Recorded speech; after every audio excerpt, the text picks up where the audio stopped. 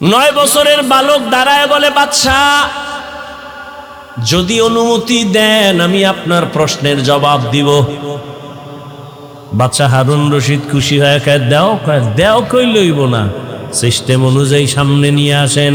বাদশা হারুন রশিদ তিনি একদিন রাস্তার রাজপ্রাসাদে অনেক বড় বড় আলেমরে দাওয়াত দিলেন। ওলামায়ে কেরামের কাফেলা চলে আসলেন হারুন রশিদের রাজপ্রাসাদে, সুন্দর মেহমানের আপ্যায়নের ব্যবস্থা করলেন। ওলামায়ে কেরাম আপ্যায়িত হলেন, সব খাইয়ে লইয়া রাজপ্রাসাদে বসছেন। তো আলেমগো জিগায়, এই হুজুরেরা কেমন খাইলেন? আলহামদুলিল্লাহ। মেহমানদারি ঠিকঠাক হয়েছে? বলে আলহামদুলিল্লাহ। তো আপনাদের ডাকছি, জিগাইবেন না কেন ডাকছি? জি বাদশাহ মহারাজ, কেন ডাকছেন? কয়, বেশি আমার একটা জিনিস জানার জন্য ডাকছি। কি? আমাকে আপনারা সমস্ত আলেমরা বলবেন, আজকে আমাকে ফতোয়া দিয়া যাবেন। আমি বাদশাহ হারুন রশিদ, আপনারা চিনেন তো? কাহা চিনি। আমাকে বলেন আমি জান্নাতি নাকি আমি জাহান্নামী, বাস এটার ফতোয়া দিয়া যাবেন, আর কিছু না। সব উলামায়ে কেরামে এক আওয়াজ দিলেন, কে জান্নাতি কে জাহান্নামী দুনিয়ার কোন আলেমের বলার ক্ষমতা নাই। হ্যাঁ, এতটুকু বলা যাবে, আপনি ভালো কাজ করেন তো জান্নাতের পথে আছেন, জান্নাতি বলা যাবে না। আপনি অন্যায় করেন বলা যাবে জাহান্নামের পথে আছেন, কিন্তু জাহান্নামী বলা যাবে না। বাদশাহ হারুন রশিদ মজাক করে, কথা আপনাকে খাওয়াইয়া হইল কি? যেই পরিমাণ খাওয়াইলাম একটা লাইন তো কইরে দিবেন। জান্নাতিও বলতে পারবেন না, জাহান্নামীও বলতে পারবেন না, তা আমি আপনাকে খাওয়াইয়া লাভ হইল কি? দুঃখ, সমাধান পেলাম না। বিদায় দিবেন ভাব। ঠিক এমন সময় উলামায়ে কেরামের মজলিসের একেবারে পেছন থেকে 9 বছরের একটা বালক দাঁড়ায় গেল। বালক দাঁড়ায় বলে, বাদশা বেয়াদবি যদি ক্ষমা করে দেন আপনার প্রশ্নের জবাবটা আমি দিব। 9 বছরের বালক দাঁড়ায় বলে, বাদশা যদি অনুমতি দেন আমি আপনার প্রশ্নের জবাব দিব। বাদশা হারুন রশিদ খুশি হয়ে কয়, দেও কই লইব না, সিস্টেম অনুযায়ী সামনে নিয়ে আসেন। উজিরে আজম তাড়াতাড়ি বাচ্চাটাকে সামনে আনো। 9 বছরের বালক দাঁড়ায় কয়, বাদশা প্রশ্নটা আবার করেন। প্রশ্ন হলো, আমি হারুন রশিদ জান্নাতি না জাহান্নামী? বাচ্চা 9 বছরের বালক কয়, জবাব দেওয়ার আগে আমার কথা আছে। বলো কি? কয়, যে প্রশ্ন করে সে বড় না যে জবাব দেয় সে বড়? বাদশাহ হারুন রশিদ কয়, জবাব দেনেওয়ালা তো খানিকটা বড়। কয়, বেয়াদবি মাফ কইরা আমারে সিংহাসনে বসায় আপনি নিচে আসেন। বাদশাহ হারুন রশিদ তো বেয়াদব না, দুনিয়াদার সম্রাট না, সে তো আখেরাত মুখী একজন বাদশাহ। যখনই বলছে ওজিরে আজম রে কয়, তাড়াতাড়ি বাচ্চাটাকে সিংহাসনে আনো, নিচে বিছানা দাও, আমি নিচে বসবো। 9 বছরের বালকের সিংহাসনে বসাইয়া বাদশাহ হারুন রশিদ নিচে গিয়া বসলেন। এবার বাচ্চা 9 বছরের বালক সিংহাসনে বইয়াই ডাক দিয়ে কয়, রে বাদশা বেয়াদবি মাফ করবেন। প্রথম আমি আপনাকে বলবো, কোরআনের এলেম থাকলে তো সম্মান এমনই হয়। বুঝেননি কিছু? 9 বছরের বালক প্রথম ইনজেকশন দিয়ে দিল। কোরআনের এলেম থাকলে তো সম্মান এমনই হয়। এত বড় নামি দামি বাদশা নিচে বসিয়া 9 বছরের বালকের সিংহাসনে বসাইছে। চেহারায় বসে নাই, আল্লাহর দেওয়া এলেমের বরকতে এখানে বসা হয়েছে। এলমেরা এজাজু করদান বেহিসাব, খলকেরা দাদান জওয়াবে বাসওয়াব, হক না দারত দোস্তে খলকা জারেনা, নিস্তে ই খসলত একে দিনদারেরা। সম্মান কে দেয়? আল্লাহর দেওয়া সম্মান কত দামি জানো? চেয়ারম্যানের চেয়ারের মেয়াদ শেষ, এমপির মেয়াদ শেষ, মন্ত্রীর মেয়াদ শেষ, কিন্তু কোরআনওয়ালাদের চেয়ারের কোনো মেয়াদই নাই। আমাকে মেয়াদ কত? 5 বছর, 20 বছর, মেয়াদই নেই। আর শেষ কিসের? টাকা দিয়া সম্মান যদি কিনো, প্রথমে ফুলের মালা, ফাইনালে জুতার মালা। আর আমার আল্লাহ যদি সম্মান দেয়, দুনিয়ায় বাদশাহ, পরকালেও বাদশাহ। यहाँ हम सब मुसाफिर दिल ना लगा,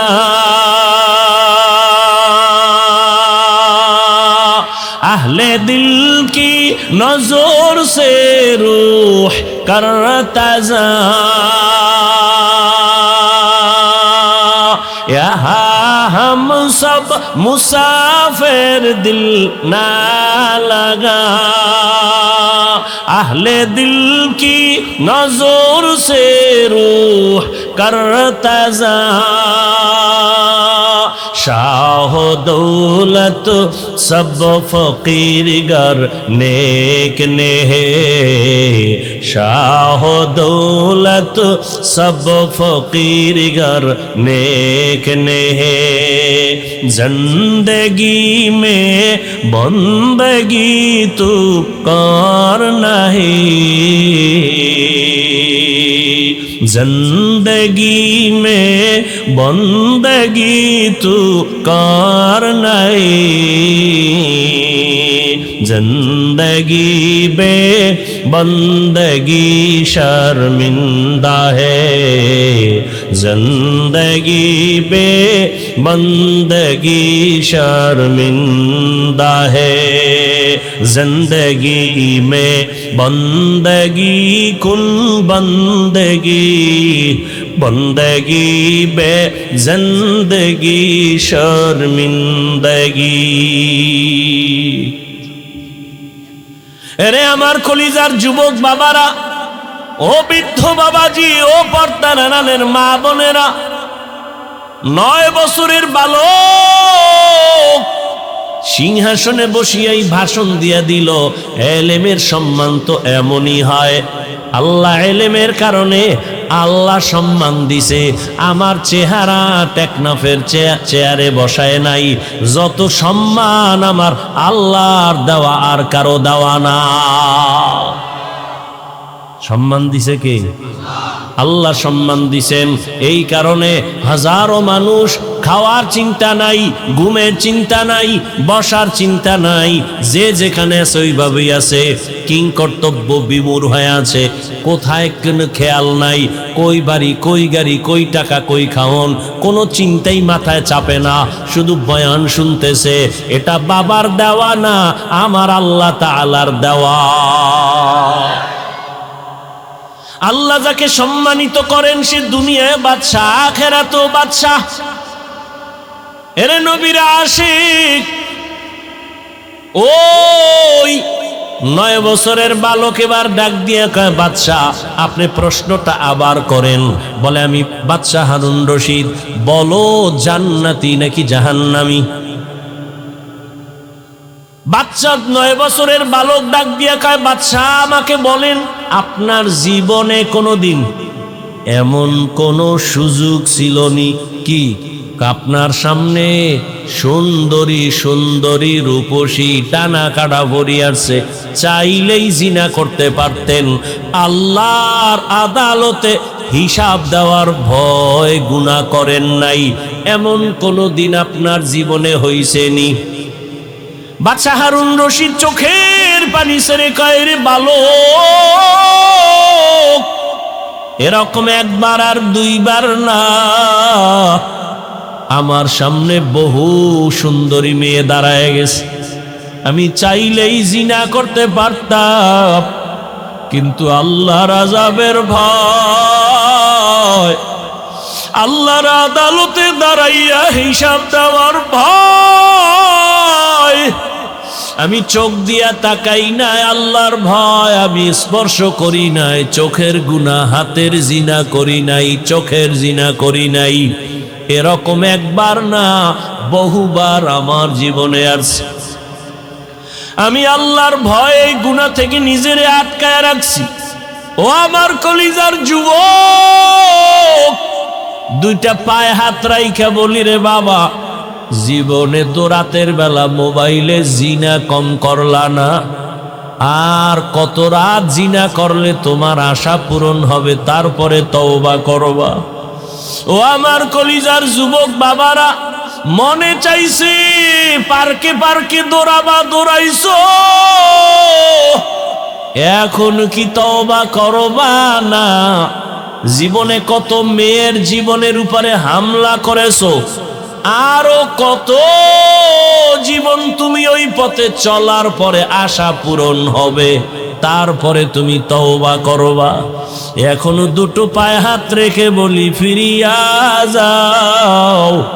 ভয় লাগে কোন দিন জানো, 2004-এর মতো ইন্দোনেশিয়ার সুনামি শুরু হয়ে যায়, কক্সেস বাজারের সাগর কোন সময় যেন গরম হয়ে যায়। ওরে ইন্দোনেশিয়ায় এই পরিমাণ গুনাহ চলতেছিল সমুদ্রের পারে। 2004-এর ইতিহাস পড়ো, ওই সব বাড়ি গাড়ি ধ্বংস হয়ে গেল।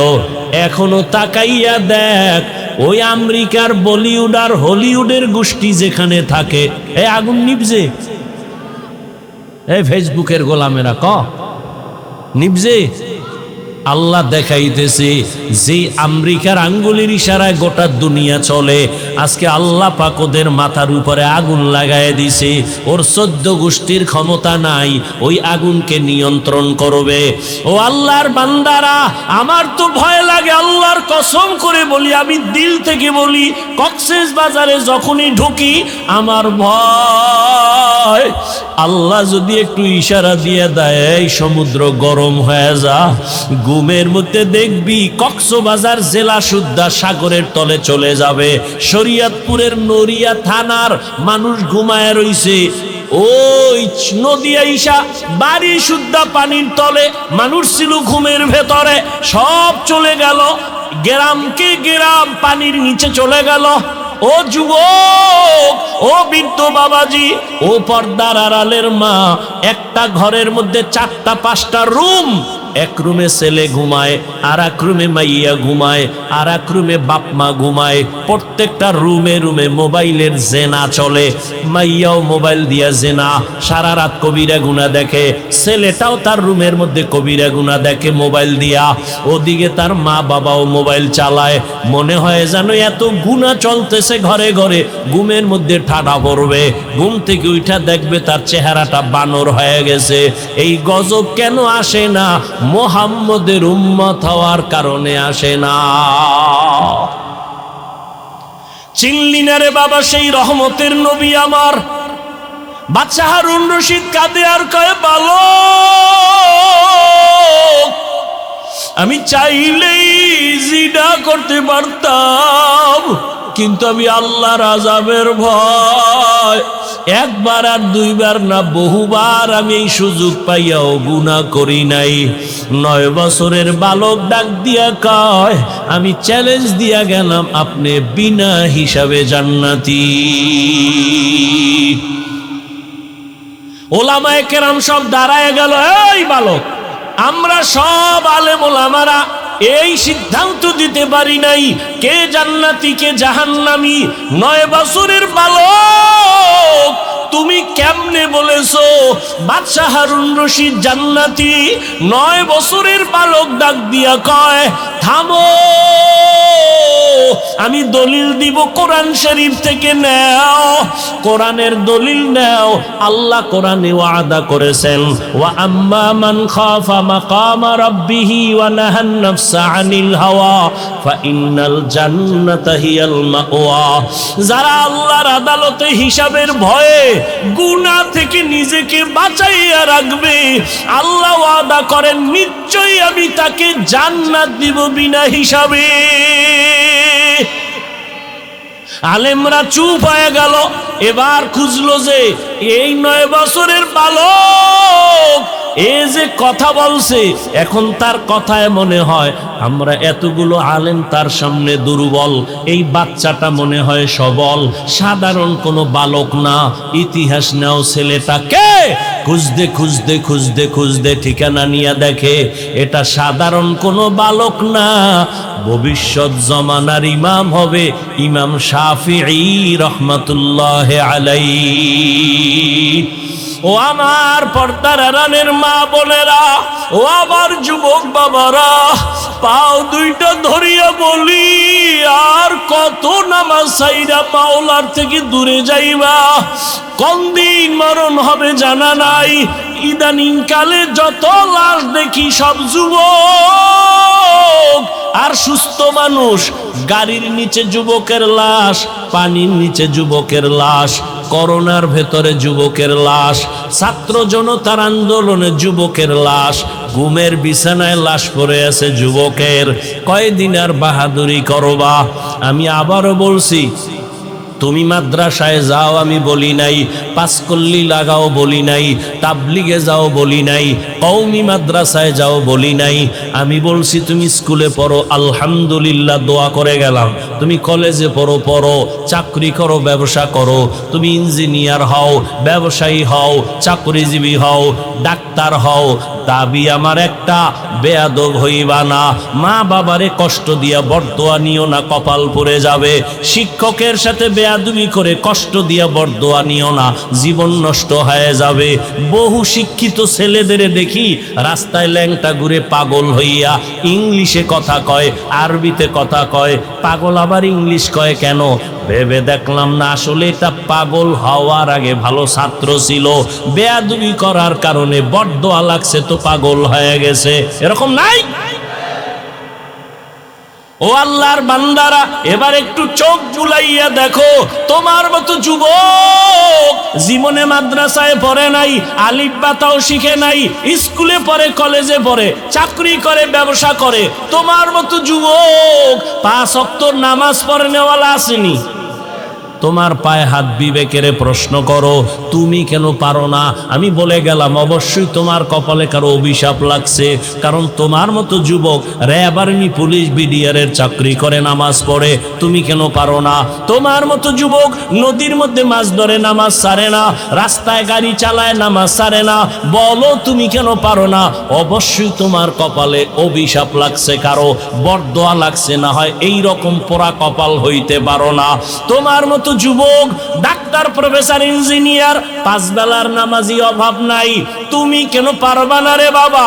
ও পর্দার আড়ালের আম্মা জানেরা, আপনাদের কারণেই তো সন্তান ভালো হওয়ার আশা করা যায়, কারণ গাছ ভালো হলে ফল ভালো হবে, মা বাবার আদর্শ ভালো হলে সন্তান ভালো হবে। এই দুনিয়ায় যত ভালো সন্তান আছে মায়ের অবদানের কারণে। এরে আম্মা জান, এ কারণেই তো আপনাদের সম্মান। আপনারা নবীদের মায়ের মতো মা, সাহাবায়ে কেরামদের মায়ের মতো মা, আপনারা খাদিজা রাদিয়াল্লাহু আনহার মতো নারী, ফাতেমা রাদিয়াল্লাহু আনহার মতো দামি নারী, আয়েশা রাদিয়াল্লাহু আনহার মতো দামি নারী। এরে আম্মা জান, আপনার মতো কত মা বোনেরা এখনো আছে বেপরদায় চলে না, কখনো তারা নামাজ ছাড়ে না, কখনো স্বামীর মাল নষ্ট করে না, মোবাইলে সময় নষ্ট কোনো পারবেন না। এখনো সময় আছে, তওবা করেন, আর বেপরদায় চলবেন না, নামাজ ছাড়বেন না, স্বামীর মাল খেয়ানত করবেন না, মোবাইলে সময় নষ্ট করবেন না। সন্তানটাকে আদর্শ ডাক্তার বানাবেন, আদোবালা ইঞ্জিনিয়ার বানাবেন, আদোবালা প্রফেসর বানায় যাবেন, আপনার জীবনটাও ধন্য হয়ে যাবে। এখনো সময় আছে তওবা করার। ও আমার বাবাজিরা, যুবক বাবারা, এখনো সময় আছে, তওবা করো। মনে মনে আল্লাহকে বলো, হে আল্লাহ, জীবনে তো কম দাড়ি কাটি নাই, নামাজ কম সারি নাই, বেপরদায় কম চলি নাই, মানুষের ক্ষতি কম করি নাই, আজকে থেকে তওবা করলাম। মরিয়া গেলে যাব আর নামাজ ছাড়বো না, দাড়ি কাটবো না, বেপরদায় চলবো না, মা বাবার সাথে বেয়াদবি করবো না। শিক্ষকের দোয়া নিয়া, ওলামায়ে কেরামের পরামর্শ নিয়া, নবীজির আদর্শ মেনে জীবন চালাবো। তওবা করার মতো যদি নিয়ত হয়, মুনাফিকি যদি না থাকে, খাঁটি তওবার নিয়ত যাদের আছে, দুটো হাত আমার আল্লাহকে দেখায় দাও। আয় আল্লাহ, হাতগুলো কবুল করে নেন, তওবা কবুল করে নেন, তওবার উপরে মজবুত হইয়া চলার মতো তৌফিক দান করেন, আমিন। আল্লাহ হেদায়েত দান করুন। وأما من خاف مقام ربه ونهى النفس عن الهوى فإن الجنة هي المأوى। আল্লাহ তাআলা বলেন, হাসরের ময়দানে আমি আল্লাহর আদালতে দাঁড়াইয়া হিসাব দেওয়ার ভয়ে যারা দুনিয়াতে নিজেকে গুনাহ থেকে বাঁচায় রাখবেন, আমি আল্লাহ ওয়াদা করলাম তাকে বিনা হিসাবে জান্নাত দিয়ে দিব। রহমতের নবী বলেন, ইত্তাকিল মাহারিম তাকুন আবাদান নাস। আল্লাহর নিষিদ্ধ জিনিস থেকে নিজেকে বাঁচাও, তো আল্লাহর আদালতে তোমার মর্যাদা বেড়ে যাবে, মানুষের কাছেও সম্মান বেড়ে যাবে। সম্মান বাড়াইবেন কে? আরে বাড়াইবেন মানে বাড়াইয়েই তো মানুষ বানাইছেন, তা বাড়াইবেন মানে মানুষ তো আল্লাহ বানাবার আগেই শ্রেষ্ঠত্ব দিয়া মানুষ বানাইছেন। মানুষ বানাইয়া শ্রেষ্ঠ মর্যাদা দেন নাই, শ্রেষ্ঠ মর্যাদা দিয়া মানুষ সৃষ্টি করছে। ওয়ালাকাদ কাররামনা বানি আদম ওয়া হামালনাহুম ফিল বাররি ওয়াল বাহরি ওয়া রাযাকনাহুম মিনাত তাইয়্যিবাত ওয়া ফাদ্দালনাহুম আলা কাসীরিম মিম্মান খালাকনা তাফদীলা। বনি আদম বড় দামি, বানাইয়া দামি না বানানোর আগেই? এ জমিনের ভেতরে নূরের সৃষ্টি ফেরেশতারা শ্রেষ্ঠ না, আগুনের সৃষ্টি জিনেরাও শ্রেষ্ঠ না। আল্লাহর সিদ্ধান্ত একমাত্র মাটির সৃষ্টি মানুষ হলো শ্রেষ্ঠ। ঘোষণা কার? স্থায়ী না অস্থায়ী? বলেন, মানে নাই কে? বলেন। বক্তার এলেম আমল দিয়ে বয়ান হয় না, বয়ান হইতে দুইটা পুঁজি লাগে। অমুক বক্তার বয়ান ভালো হইল না কেন, আমরা অনেকে বলি, আজীবন পারলে মনে রাখবেন বা লিখে রাখবেন, দুই পুঁজি না থাকলে ওখানে বয়ান ভালো হবে না। একটা পুঁজি বাতিনি আল্লাহর রহমত, আর একটা পুঁজি প্রকাশ্য জাহিরি শ্রোতাদের অন্তরের একনিষ্ঠ মোহাব্বত। এই দুই জিনিস যদি না থাকে বয়ান হয় না। যত বড় এলেমওয়ালা হোক, হেডমে বয়ান চলে না, আলোচনা চলে, বয়ান চলে না। কোন এক যুবকের পুলিশে দুইটা নিয়া এমন থানায় আটকায় দিছে, বেতের বাড়ি কান্দে না। আর এটা এমন এক মজলিস যেখানে আল্লাহর প্রিয় বান্দারা বয়ান করেন, আর 200 হাত দূরে বৈশা যুবক হাউ মাউ করে কান্না করে। ভাবো বিবেক দিয়া, এই যুবকটারে মারলো কে, কাঁদে কেন? এটা সেই প্যান্ডেল, এটা সেই মজলিস। অতএব এটা চারটিখানি কথা না। আলোচনা করা আর বয়ান করা এক না। আল্লাহ বুঝার তৌফিক দান করেন। নূরের সৃষ্টি ফেরেশতা শ্রেষ্ঠ না, আগুনের সৃষ্টি জিন শ্রেষ্ঠ না, একমাত্র মাটির সৃষ্টি মানুষ হলো শ্রেষ্ঠ। সিদ্ধান্ত কার? স্থায়ী নয় স্থায়ী? মানে নাই কে? ইবলিস মানে নাই। কেন? গায়ের জোরে কয় না, যুক্তির ব্যানারে মানে নাই। আল্লাহ বলেন, আমি মানুষকে সৃষ্টির শ্রেষ্ঠ মর্যাদা দিয়া বানাইছি।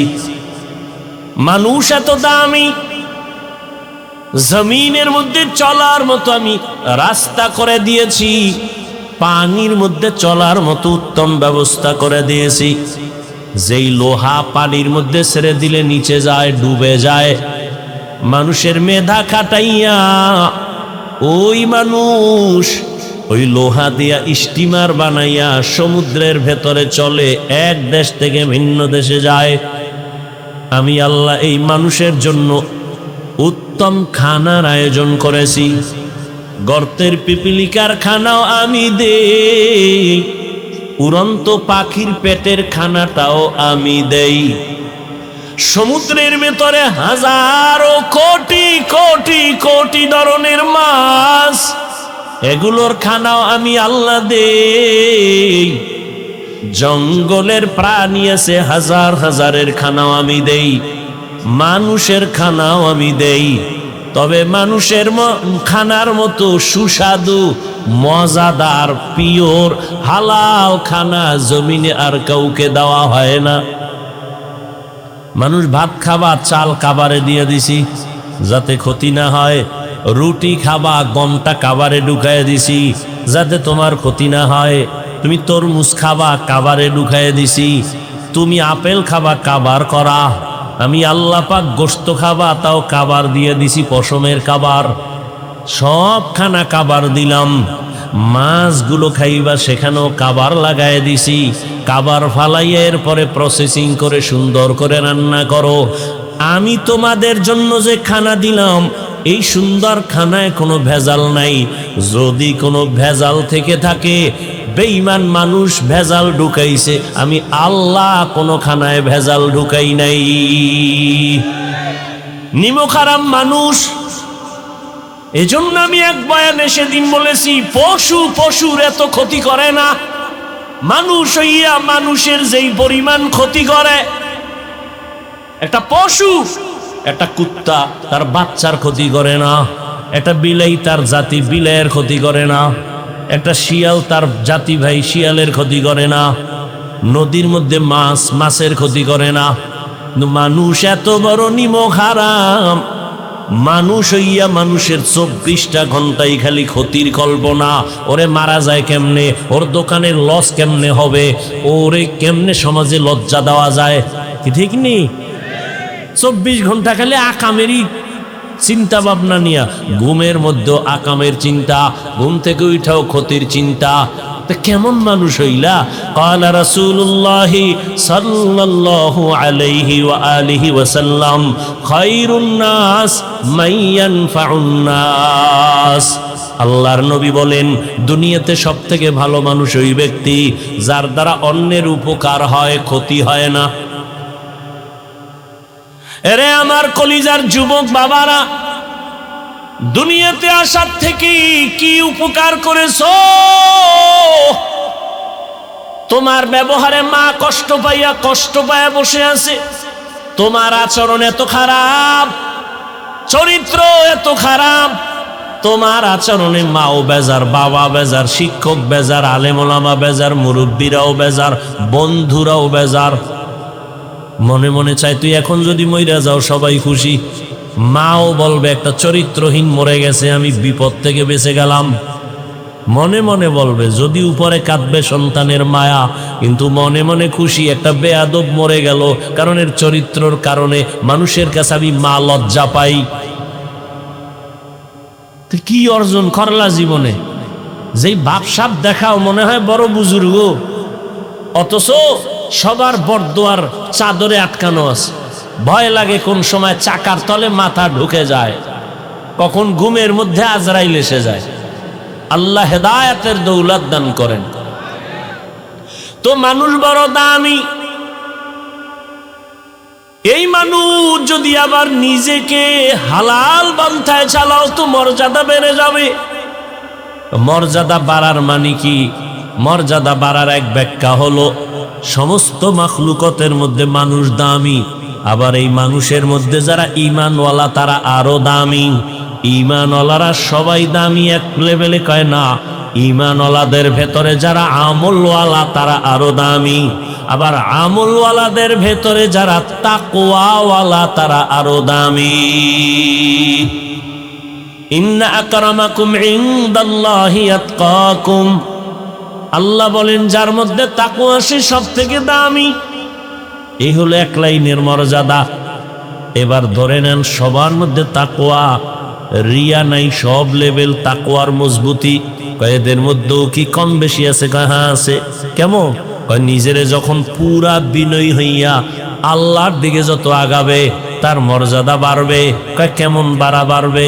বাড়ার মধ্যে কয় এখন তো তোমারে ভালোবাসে কয়জনে তুমি তো না মাপতে পারো।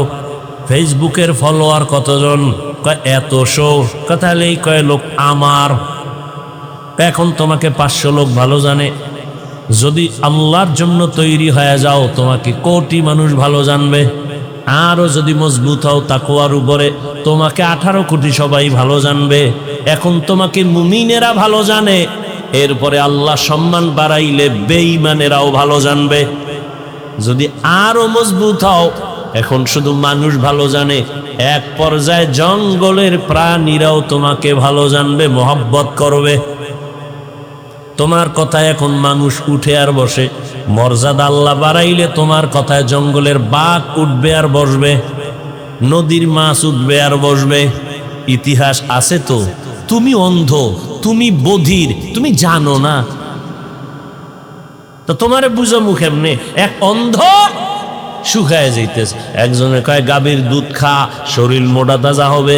অন্ধ কয় আমি তো দুধ চিনি না, দুধ কেমন? কয় সাদা। কয় সাদা কেমন? কয়েকটা প্রাণী আছে, বক, বক আছে না, বকের মতো। কয় বকটা কেমন?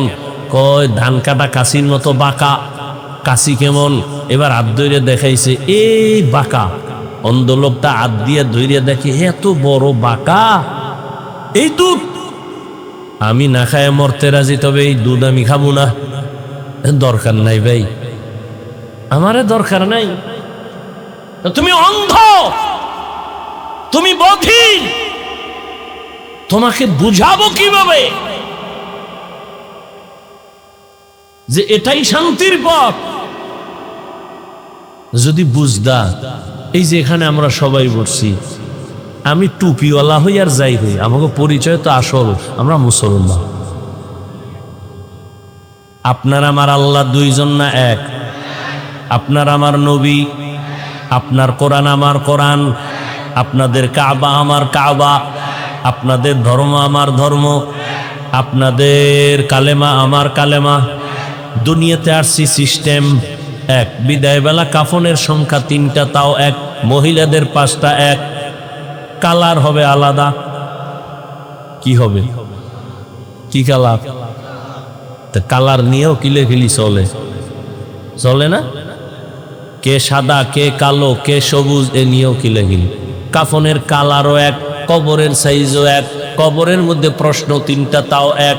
কে ধনী, কে গরিব, কে আলেম, কে আলেম না, সবার বেলায় প্রশ্ন এক, কাফন এক, কালার এক, কবরের সাইজ এক, আল্লাহ এক, নবী এক, কোরআন এক, কাবা এক, ধর্ম এক, কালেমা এক। কি তাহলে আপনাদের বয়ান করব কেন? বয়ান তো করবো হিন্দুদেরকে, যারা আল্লাহ চিনে না, কোরআন চিনে না, ইসলাম বুঝে না। বয়ান তো খ্রিস্টানদের করব, আপনাদের কেন বয়ান করব? আপনারা তো কোরআন বুঝেন, ইসলাম বুঝেন, আল্লাহ চিনেন, নবী চিনেন, কারণ কি? অথচ ওদেরকে বয়ান করার টাইম কই?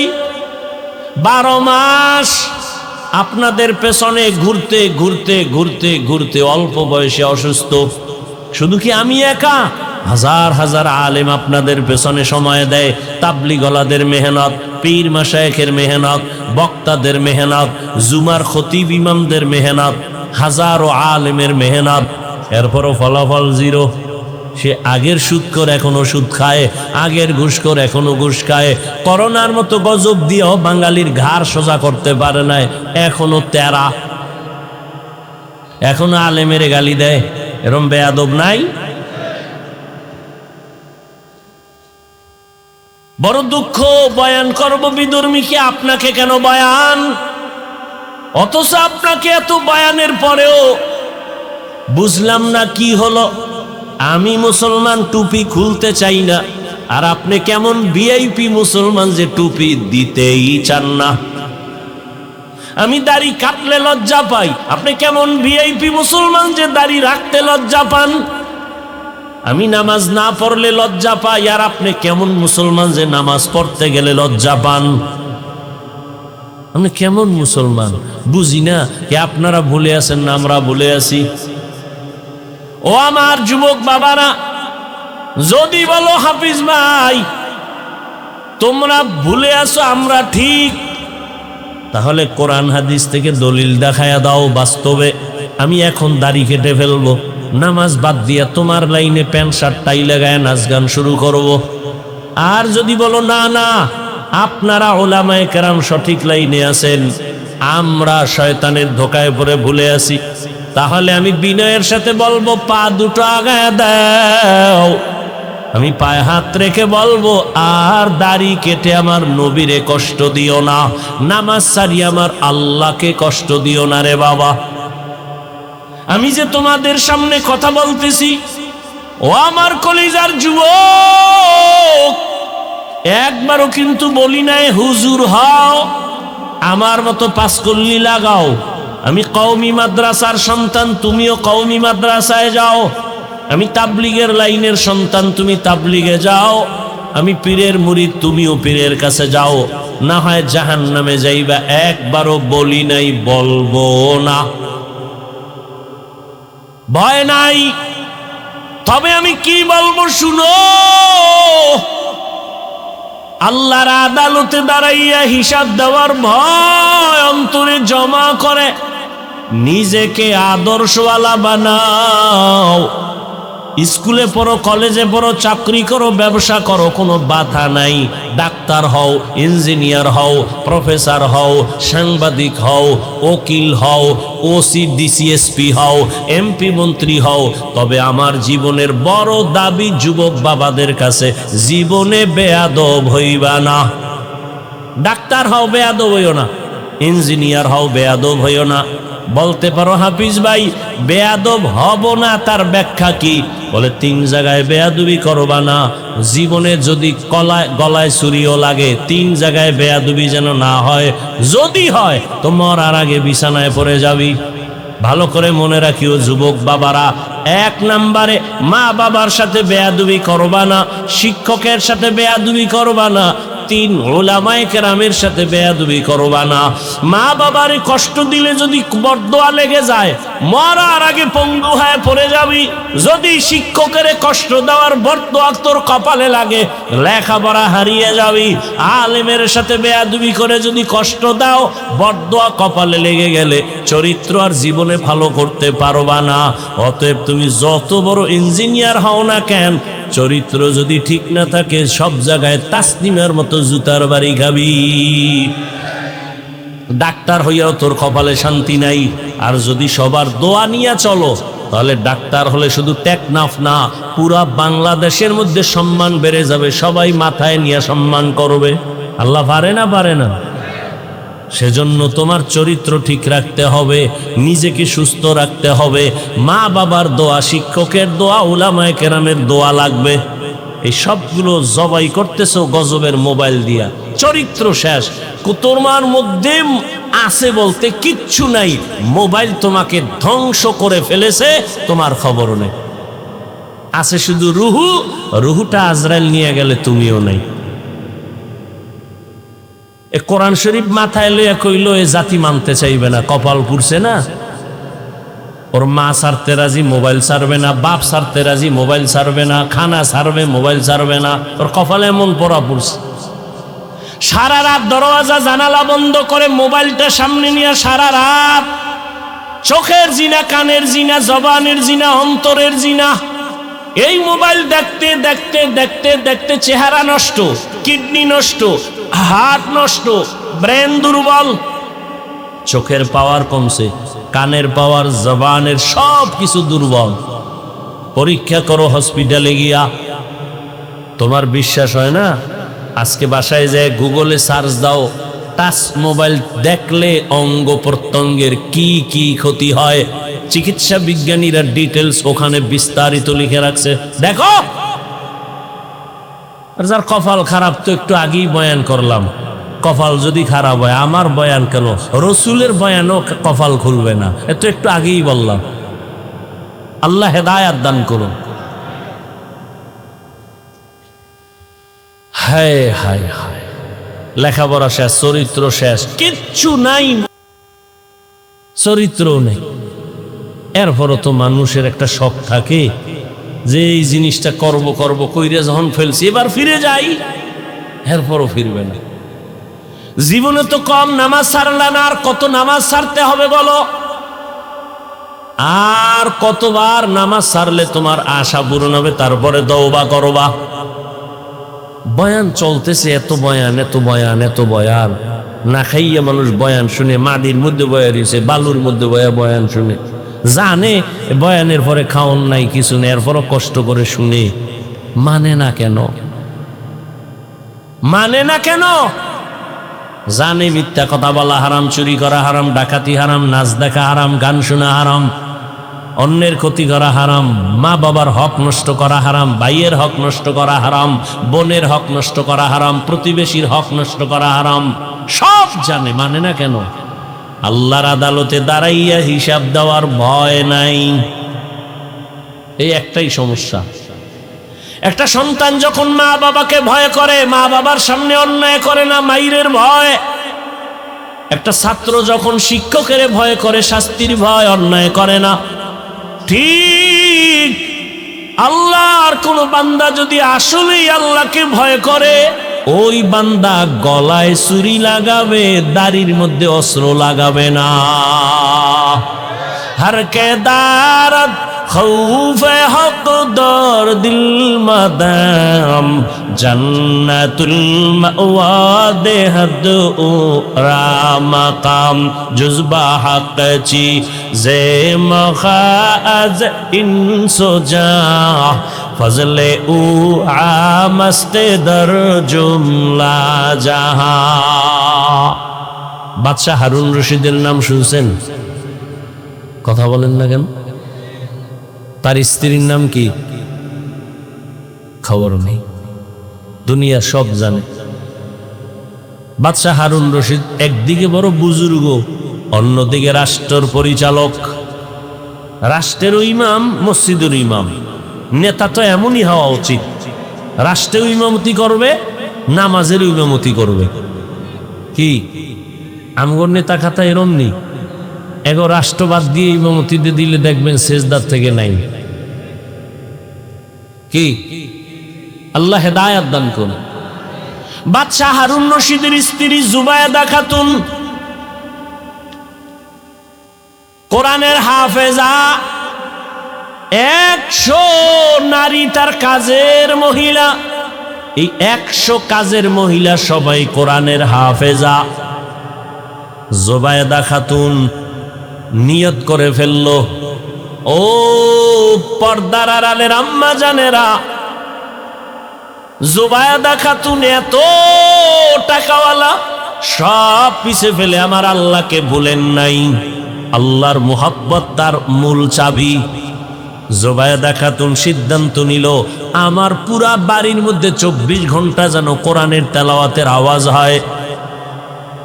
100 মহিলা কোরআনে হাফেজা ভাগ করে দিল, তুমি আধা ঘন্টা কোরআন পড়ো, এরপরে কাজে নামো।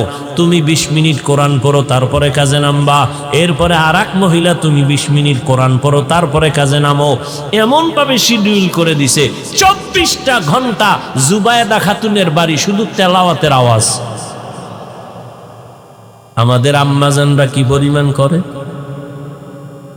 আপনারা কি পরিমাণ করেন? আমরাই করি না। সারাটা বছর একটা খতম দিতে পারি না, কপাল কত খারাপ। অনেক কপাল পোড়ার ঘরে কোরআন শরীফ আছে, বছর বছর হয়ে গেল, জীবনে খুইলাও দেখে নাই ভেতরটা কেমন। ওদিকে আর এক দল আল্লাহর বান্দারা কাটা ঘায়ে লবণের ছিটা দিয়া কয়, কোরআনের অর্থ না যাই না পড়লে লাভ নাই। এমনিই তো নাচনেওয়ালা বুড়ি, আরো যদি পায় ঢোলের বাড়ি। এমনিই কোরআন পড়ে না, এখন সুযোগ আর একটা পাইছে, অর্থ না যাই না পড়লে লাভ নাই, ঘর থেকে কোরআন নামা, তাড়াতাড়ি দূরে সরা, এনি পারি নাই, বরদোয়া নিয়ে লাভ নেই, নামা ঘর থেকে। কি উপকারটা করছে? এই জন্য বললাম, ও টেকনাফের মুসলমান, ইসলামের ক্ষতি ইহুদি, খ্রিস্টান, হিন্দু, বৌদ্ধ কি করেছে? ইসলামের ক্ষতি আমার দেশে ইসলামওয়ালারা বেশি করেছে। প্রত্যেকটা প্রত্যেকটা পদে পদে ইসলামের ক্ষতি। হিন্দু করেনি, ইহুদি করেনি, খ্রিস্টান করেনি, বৌদ্ধরা করেনি, নামদারি মুসলমান মুনাফিকেরা করেছে, এখনো করতেছে। আমি আপনাদের পাও ধরে ধরে ধরে ধরে বুঝায় বুঝায় বয়ান করি, বেশি বেশি আমল করবেন। আর একদল আল্লাহর বান্দারা কয় বেশি আমল লাগে না। কই যাবেন আপনারা কোন তো? আমি আপনাদের পায়ে ধরে বলি আমল করেন।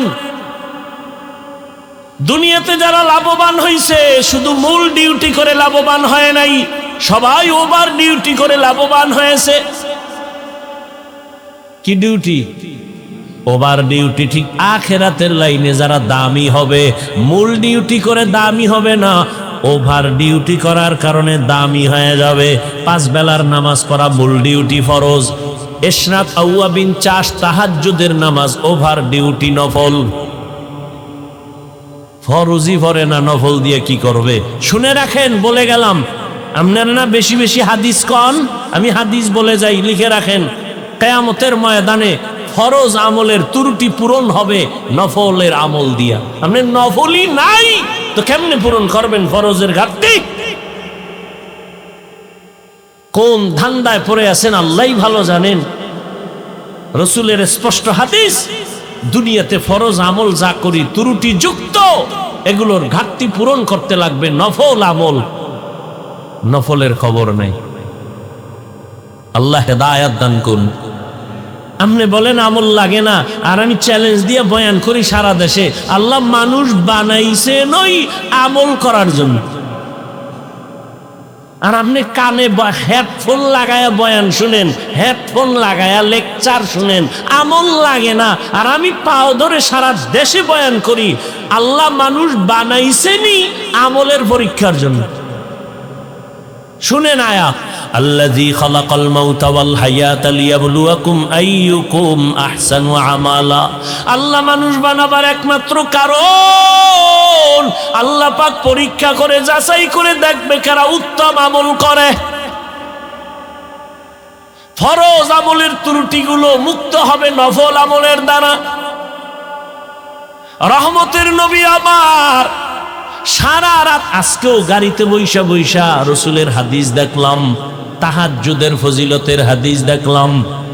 রহমতের নবীর ফরজ নামাজের থেকে সব থেকে লাগাতার একটা আমল ছিল তাহাজ্জুদের আমল। এটা দেখতে দেখতে পাইলাম, যদি নবী কোনো অসুস্থতার কারণে রাত্রে তাহাজ্জুদ পড়তে পারতেন না, জোহরের নামাজের আগে তাহাজ্জুদ পড়ে ফেলতেন, তাহাজ্জুদের কাজা করে ফেলতেন।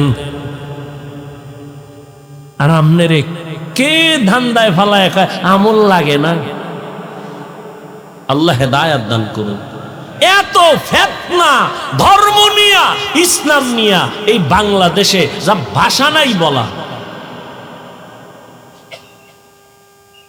নিজের কপালও পুড়ছে, অন্যের কপাল পরাবার ফিকিরে নামছে।